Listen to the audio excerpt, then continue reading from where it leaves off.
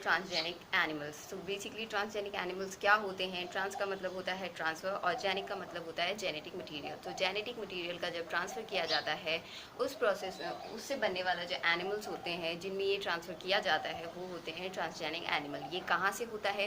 ये किसी भी अलग स्पीशीज़ से हो सकता है या फिर किसी अलग ब्रीड से भी हो सकते हैं। ठीक है, बेसिकली हम क्यों करते हैं? जब भी हमको किसी भी डिज़ायर क्वालिटी की या फिर डिज़ायर क्वालिटी की जब भी हमको रिक्वायरमेंट होती है किसी भी एनिमल में, तो हम ये प्रोसेस अप्लाई करते हैं ट्रांसजेनिक एनिमल का। इससे क्या होता है?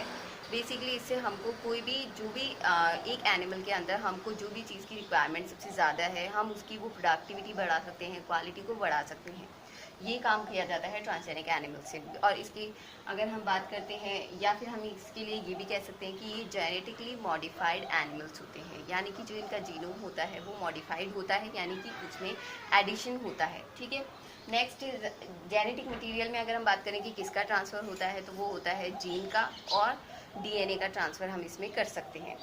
अगर हम बात करें कि फर्स्ट ट्रांसजेनिक काउ की अगर हम बात करते हैं तो उसका नाम है रोजी। अब हम प्रोसेस की अगर हम बात करते हैं कि ट्रांसजेनिक एनिमल बनाने का प्रोसेस क्या है, तो इसके वेरियस मेथड्स हैं, लेकिन हम यहाँ पे एक बेसिक और सबसे ज़्यादा काम में आने वाले मेथड की बात करेंगे जो कि है माइक्रो इंजेक्शन के थ्रू। तो बेसिकली इसमें क्या होता है, हमारे लिए डिज़ायर एक ह्यूमन जीन है जो कि हमें बहुत डिज़ायर है। जैसे कि जो सपोज़ कि हमें किसी प्रोटीन की बहुत ज़्यादा रिक्वायरमेंट रहती है, तो हम क्या करेंगे, उस प्रोटीन को बनाने के लिए जो रिस्पॉन्सिबल जीन है हम उसका ट्रांसफ़र कराएंगे किसी भी एनिमल के अंदर, जिससे हमें उसके प्रोडक्ट के थ्रू वो प्रोटीन की रिक्वायरमेंट जो है वो हमारी फुलफिल हो सके। तो हम क्या करेंगे, सबसे पहले ह्यूमन जीन है एक, फॉर एग्जाम्पल हमने एक ह्यूमन जीन लिया है और एक डोनर काउ लिया। डोनर काउ जो हमको एग सेल प्रोवाइड कराएगी। ठीक है, तो अब हमने क्या किया, डोनर काउ का एग सेल ले लिया है और जो ह्यूमन जीन है वो लिया है।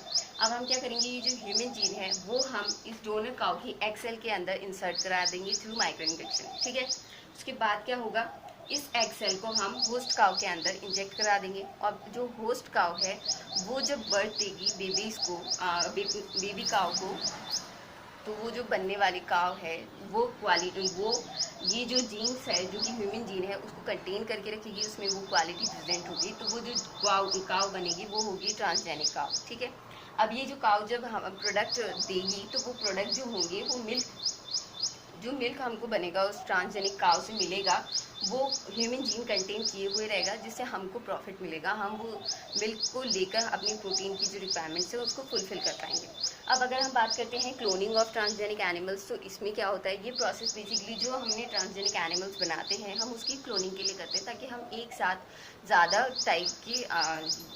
ज़्यादा ट्रांसजेनिक एनिमल की क्वालिटी कंटेन किए हुए क्लोन्स बना सकें, या फिर एक सी बहुत सारे एनिमल्स एक साथ बना सके कम समय में। तो क्लोनिंग में हम क्या करेंगे, सबसे पहले हम क्या करेंगे, ट्रांसजेनिक काव लेंगे। तो यहाँ पे हमने ट्रांसजेनिक काव की क्या है, 2n सेल्स ली हैं। 2n सेल का मतलब है न्यूक्लियस प्रेजेंट जो सेल्स हैं, यानी कि पेयर ऑफ न्यूक्लियस क्रोमोसोम्स के पेयर जो हैं, 23 पेयर ऑफ क्रोमोसोम कंटेन किए हुए जो है हमारी सेल है वो हम लेते हैं सबसे पहले। तो हमने बेसिकली 3 सेल ले लिए हैं यहाँ पे ट्रांसजेनिक काव की। ठीक है, ताकि इसमें अब जो ये ट्रांसजेनिक काव है इसके अंदर वो सारे जो भी हमारी रिक्वायरमेंट के लिए एसेंशियल जीन है वो इसमें है, तो इस सेल्स के अंदर भी वो जीन प्रेजेंट होंगे।